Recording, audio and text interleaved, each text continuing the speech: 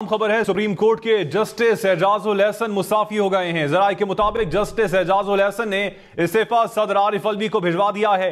Justice Ejazul Ehsan seniority में तीसरे number पर थे। चीफ जस्टिस काजी फाइज ईसा की रिटायरमेंट के बाद अक्टूबर में चीफ जस्टिस ऑफ पाकिस्तान बनना था। इसी हवाले से बात करते हैं हेड ऑफ हम इन्वेस्टिगेशन टीम जाहिद गशकोरी से। जाहिद, बताइएगा इस हवाले से आपके पास क्या तफसीलात हैं? इस्तीफा देने की वजूहात भी क्या सामने आई हैं? जी देखिए, सुप्रीम कोर्ट से एक बड़ी पेशरफ सामने आई है। हमें क्रेडिबल सोर्सेज ने बताया है कि सुप्रीम कोर्ट के सीनियर जज जस्टिस एजाजुल एहसन ने अपना इस्तीफा सदर पाकिस्तान को भिजवा दिया है और उनके फैमिली जराये का ये बताना है कि justice Ejazul Ehsan supreme court में होने वाली गुज़श्ता 2 से 3 दिनों की जो सूरत हाल थी, बिलखसूस जस्टिस मज़ाहिर नकवी ने जब रिज़ाइन पेश कर दिया था, उस तरह की सिचुएशन को देखते हुए वो काफ़ी परेशान थे और आज ही उन्होंने सदर पाकिस्तान को अपना इस्तीफा भेजा है। वो सुप्रीम कोर्ट के अटॉर्नी जज के होने वाले थे, अदरवाइज उसको अक्टूबर 2024 को इसी साल वो चीफ जस्टिस ऑफ पाकिस्तान का ओहदा उन्होंने संभालना था और सीनियरिटी लिस्ट में वो सुप्रीम कोर्ट के तीसरे नंबर के जज थे। दूसरे नंबर पर जस्टिस एक और जज साहब हैं जिन्होंने मार्च में सरदार तारिक, जिन्होंने मार्च में अपना मुद्दत पूरी करनी है। उनके बाद ये अटॉर्नी जज बन जाने थे।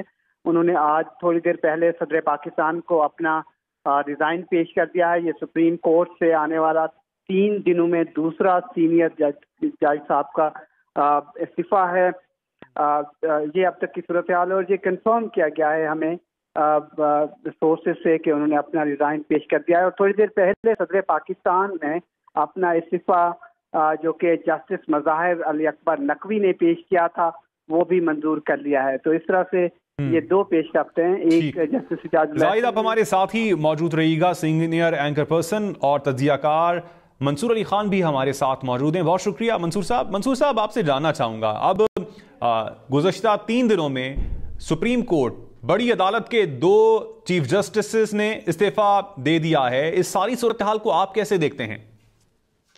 देखिए, मेरी नजर में जस्टिस एजाजुल एहसन साहब का जो इस्तीफा है वो पहले वाले इस्तीफे से भी ज्यादा बड़ा और ज्यादा इंपॉर्टेंट है। उसकी वजह यह है कि जस्टिस एजाजुल एहसन ने अक्टूबर के अंदर जाके चीफ जस्टिस बनना था और सिर्फ 10 माह बाकी थे। 10 महीने के बाद जो है वो सेकंड सीनियर मोस्ट जज थे सुप्रीम कोर्ट के।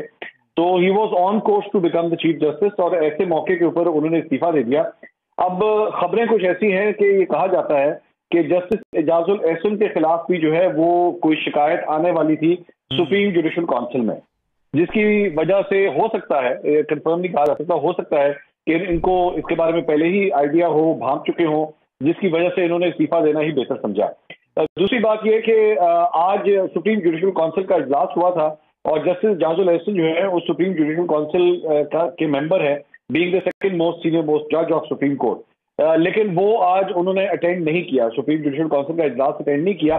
तो वहीं से थोड़े से शक व शुबात शुरू हो गए थे कि जज साहब आज क्यों नहीं आए और इतने इंपॉर्टेंट मौके पे जब जस्टिस मज़ाहिर अली नकवी का इस्तीफा आ चुका है और उन्हीं के हवाले से गुफ्तगू होनी है तो जस्टिस एजाजुल एहसन ने क्यों शिरकत नहीं की। तो वहीं से चहमगोइयां शुरू हो गई थी और अब जो है वो बिला आखिर ये खबर सामने आ गई है। दूसरी बात यह है कि जस्टिस एजाजुल एहसन जो है वो ज़हन में रखिएगा कि साबिक जो चीफ जस्टिस थे उमरता बंदयाल साहब उनके सबसे करीबी जज समझे जाते थे। उन्होंने सबसे ज्यादा जितने बेंचेस के अंदर इनके साथ शिरकत की, बहुत से कंट्रोवर्शियल ऐसे फैसले हैं पॉलिटिकल नौयत के जिनके बेंचेस का हिस्सा थे जस्टिस एजाजुल एहसन साहब। उमरता बंदयाल साहब ने उन तमाम बेंचेस के अंदर, तमाम केसेस के अंदर हमेशा जस्टिस एजाजुल एहसन को इसके अंदर जरूर बिठाया। साथ ही साथ जो पैनामा का केस था और उसके बाद जो नैब के केसेस कॉन्सिक्वेंटली चलना शुरू हुए थे उसके अंदर भी जस्टिस एजाजुल एहसन को जो है एक मॉनिटरिंग जज के तौर पर बिठाया गया था। मुस्लिम लीग नून और पीडीएम की हुकूमत जो है वो खास तौर पे जस्टिस एजाजुल एहसन को टॉक शोज के अंदर, अपने मीडिया बयान के अंदर हमेशा टारगेट की जरूर किया करती थी। यहाँ पे जस्टिस एजाजुल एहसन जो है इनका जो धड़ा था उमरता बंदयाल साहब के जाने के बाद, इनका और मज़ाहिर अली नकवी साहब जो है इनको एक ही धड़े के जज कंसिडर किया जाता था सुप्रीम कोर्ट में या जो भी एक आम तासुर था उसमें इनको एक ही धड़े का जज कंसिडर किया जाता था। पिछले एक हफ्ते से खासतौर पर मज़ाहिर अली नकवी साहब का मामला जिस तरह चल रहा था उसके बाद यही एक्सपेक्ट किया जा रहा था कि अगर मुजाहिर अली नकवी साहब को जो 3 रुकनी बेंच बना हुआ था और उनकी जानिब से जब स्टे नहीं मिला था, तो मुजाहिर अली नकवी साहब के जाने के बाद जो एजाजुल एहसन साहब के ऊपर प्रेशर मजीद बढ़ जाना था और अल्टीमेटली फिर हमने यही देखा है कि उन्होंने भी इस्तीफा दे दिया। लेकिन सवाल ये है क्योंकि मुजाहिर अली नकवी साहब के खिलाफ जो सुप्रीम जुडिशल काउंसिल में शिकायत आई हुई है, सुप्रीम जुडिशल काउंसिल उनके इस्तीफे के बाद भी उस शिकायत को एंटरटेन कर रहा है और उस केस को आगे लेके चलेगा। अब दिखता यह है कि जस्टिस एजाजुल एहसन के खिलाफ जो चहमगोई